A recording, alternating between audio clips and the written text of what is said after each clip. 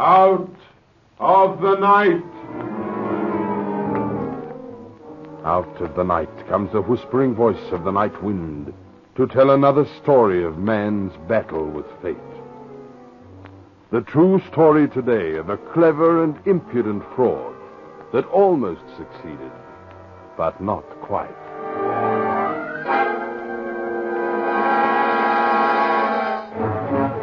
My husband is dead. You hold the proofs. That's all there is to it. I insist upon immediate settlement of my claim.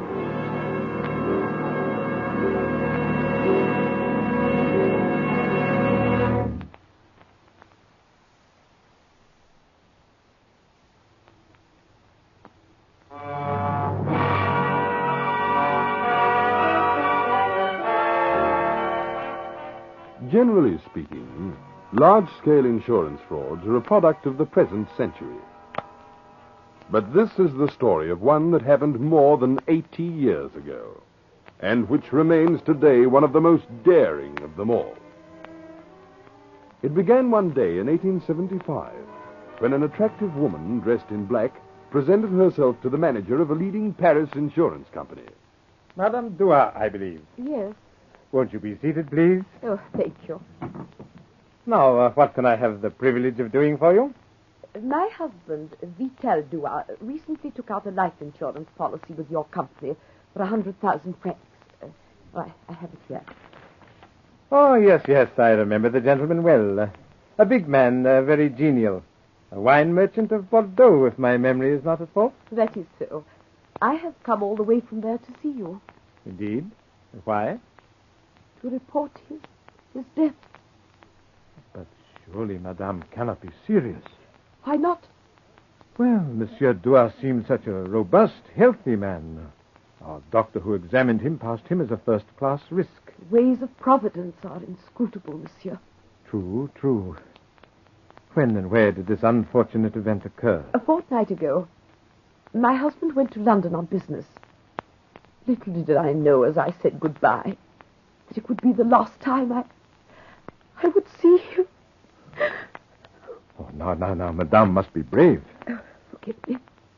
Yes, I keep telling myself that. He took lodgings in Ann Street, Plaistow.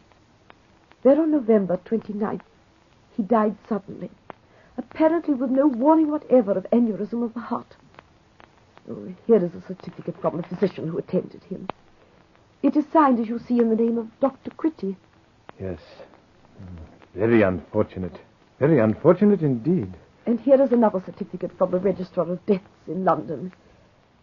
And here is a receipt for the purchase of a plot and for burial fees at St. Patrick's Cemetery. Thank you. Your thoroughness will no doubt save us a great deal of time. May I take charge of these papers? Oh, yes, of course. Will I have to wait long for my money?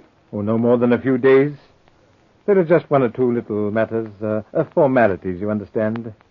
I'd suggest you return a week from today. And allow me to say, Madame, how deeply grieved I am to learn of your sad loss.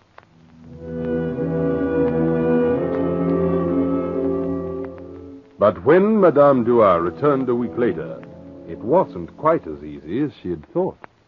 Madame Dua, since our last interview, I have taken the liberty of making certain inquiries regarding your husband. Indeed? Why? A reasonable precaution, surely, since his death may possibly involve my company in the paying out of 100,000 francs. May involve? But surely it's all quite simple. My husband is dead. You have the papers.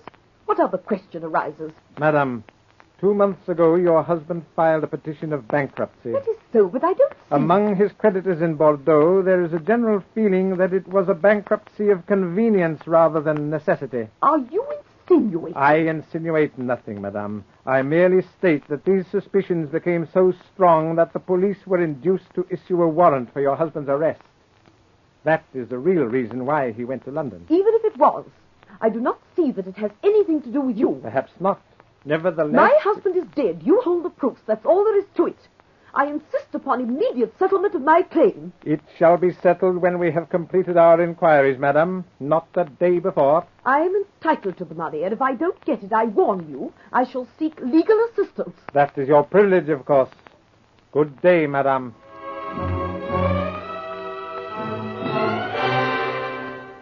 But however suspicious the circumstances, the insurance company knew that unless they could rebut the evidence of Duar's death, they would sooner or later have to pay. So it was that a few days later, Scotland Yard found themselves in possession of all the facts, with an inquiry to look into them. The commissioner sent at once for one of his most trusted detectives, Nathaniel Druskovich. Well, there you are, Druskovich. There's the data, and there are the papers. Very funny business.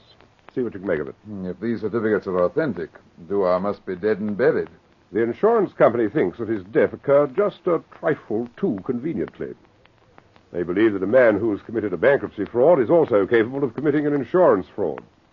Well, I'm leaving it to you to ascertain beyond all possible doubt whether this man Duar is dead or not.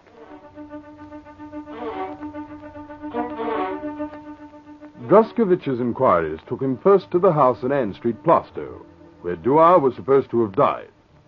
There he had an interview with the landlord. Yes, sir. There was a foreign gentleman took the place a few weeks ago.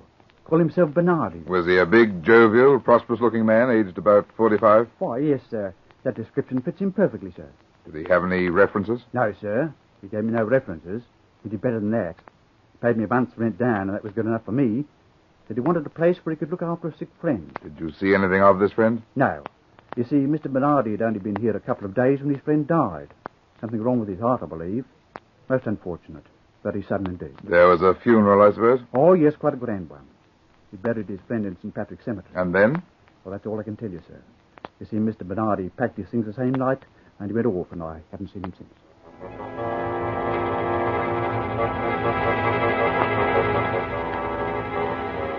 The detective's next call was on the caretaker of St. Patrick's Cemetery. Vito Duar? Oh, yes, sir. I remember the burial quite well.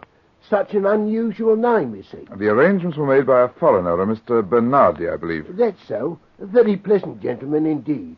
He presented the death certificate, paid the fees, and generally took charge of the whole affair. Were there many mourners at the burial? Only one, sir. Mr. Bernardi himself. Do you happen to remember who the undertaker was? Yes, sir. It was old Sam Brown of Plaistow. Been in the business nigh on 40 years, he has. Good. I'll call on him at once.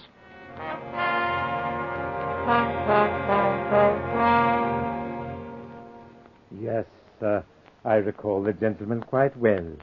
He ordered a full-sized ready-made coffin. I remember particularly because he insisted that the handle should be altered from the sides to the ends of the coffin, as is the custom in France. And can you give me a description of the person who was buried in this coffin? To tell you the truth, I can't, sir. But surely you must have seen the body. No, I didn't. On Mr. Bernardi's instructions, I delivered the coffin to Ann Street. He said it wasn't necessary for me to do anything more, as he would put the body in the coffin and screw it up. That's a very unusual procedure, isn't it? Are you trying to tell me my business? Maybe it was unusual, but let me tell you, I know my legal rights, and I acted within them. There was no obligation whatever on me to put the body in the coffin. Mr. Bernardi presented a certificate of death properly signed by the registrar. And that was good enough for me. Well, it's not good enough for me. Well, what do you mean, sir? I mean that I'm going to get an authority for an order for exhumation.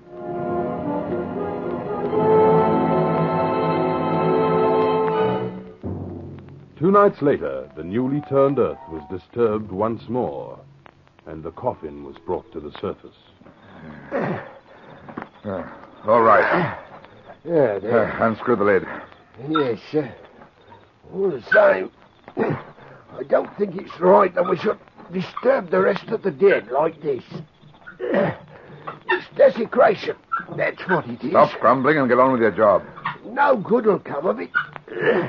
Mark my words. No good at all. Well, there you are, sir. And I hope you're satisfied. Well, bless me soul. Desecrating the dead, eh? Well, there's nothing there but a few odd bits of metal to make up the weight. What a surprise. Not to me, it isn't. There remained now only 2 or 3 formal calls, and Druskovich's case was completed. Well, there's the whole story, sir. Using the name of Bernardi, Duar took lodgings at Plaistow. He pretended he had a sick friend, whom nobody saw, of course, and a couple of days later gave out that his friend had died. He forged a medical certificate of death. Have you established that? Yes, I interviewed the only doctor in London by the name of Critty. He said that the writing was a clumsy forgery and that he had never attended an attendant at Plaistow. Well, that seems conclusive enough. Go on, Druskovich. He presented the forged certificate to the Registrar of Deaths and received an official certificate of death. He showed that to the undertaker and to the cemetery authorities. When the coffin was delivered at the house, he filled it with scrap metal and screwed down the lid. He attended the funeral and the burial, paid the fees, and obtained receipts. A very clever fraud. Very clever indeed. Now all we have to do is to find Monsieur Dua. It's not going to be so easy. I've traced him to Liverpool, and I've reason to believe that he's on his way to America under the name of Rubini. I see. That makes it rather difficult, doesn't it? I would suggest that the Paris Sûreté pick up his wife. Their best chance of finding Dua is through her. I quite agree. But you see, my last advice from Paris is that Madame Dua has disappeared also. Since the insurance company had not paid out its 100,000 francs, the French authorities did not think it worthwhile searching for and extraditing Dua from the United States. And there the matter may have rested for all time, if Dua had been wise enough to stay where he was. But 5 years later, he made the fatal error of returning to England. So it happened that one day Nathaniel Druskovich was called again before his chief. You'd better look into this, Druskovich. What's it all about, sir? Suspected insurance fraud. Some fellow insured a quantity of goods that he was shipping by boat for £5,000. There was a fire in the hold, his goods were destroyed, and he's lodged a claim. Well, that makes the company think there's been a fraud. One of their officers found the remains of a barrel of tar among the fire debris. Very clumsily, I must say. What's the name of the man in the case? Yeah, he's a foreigner. Calls himself Roberti. Roberti, eh? Bernardi, Rubini, Roberti. I wonder. This time, Druskovich made no mistake. Dua was arrested and handed over to the French authorities. He was tried and some years later died in prison.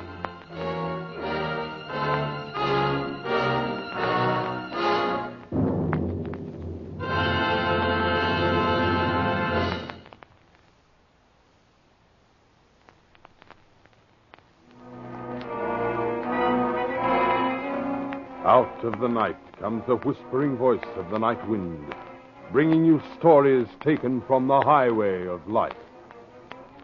Strange, but true.